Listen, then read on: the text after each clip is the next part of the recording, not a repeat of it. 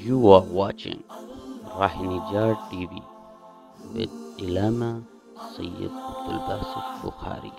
हुजूर ने फरमाया कुछ दुआएं फौरन मांगो कबूल हो जाती हैं, कुछ दुआएं मांगो तो देर से कबूल होती हैं। और तीसरी किस्म है, हुजूर ने फरमाया कि तीसरी किस्म यह है कि कुछ दुआएं ना देर से कबूल होती हैं ना फौरन कबूल होती हैं, उन्हें ज़ख़ीरा कर दिया जाता है, ये हशर के मैदान में कबूल कर दी जाएंगी। और सबसे मज़े की बात बताऊं, जब हशर के मैदान में एक शख्स गुनाहों में लुथड़ा हुआ आएगा, उसे कहा जाएगा गुनाह तो तेरे सामने है, तुझे पता है फ़लाँ वक्त में तूने बैठ कर ये दुआएं मांगी थी, इसलिए उन दुआओं को मैं मालिक अब कबूल कर रहा हूँ। वो बंदा ख्वाहिश करेगा, हुजूर ने फरमाया वो ख्वाहिश करेगा मालिक मेरी दुनिया में कोई दुआ कबूल ना होती, सारी दुआएं आखिरत में कबूल होती, क्योंकि उसे एक दुआ का कमाल बताया जाएगा।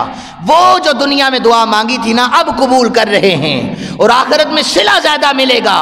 वो कहेगा काश दुनिया में एक दुआ भी कबूल ना होती, सारी अभी आकर कबूल हुआ। तो अल्लाह जब कोई बंदा उससे मांगता है, परेशान ना हुआ करे हमारी दुआएं कबूल नहीं होती, मालिक उन्हें रखता है, देर से करूँगा।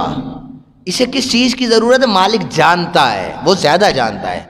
आपकी ड्यूटी क्या है? आपने मांगते रहना है। आपकी ड्यूटी क्या है? मांगते रहना है, कोशिश करते रहना है। वो मालिक आपके खुलूस को देखेगा, आपकी नीयत को देखेगा, आपकी ज़रूरतों को देखेगा, फौरन कबूल कर देगा।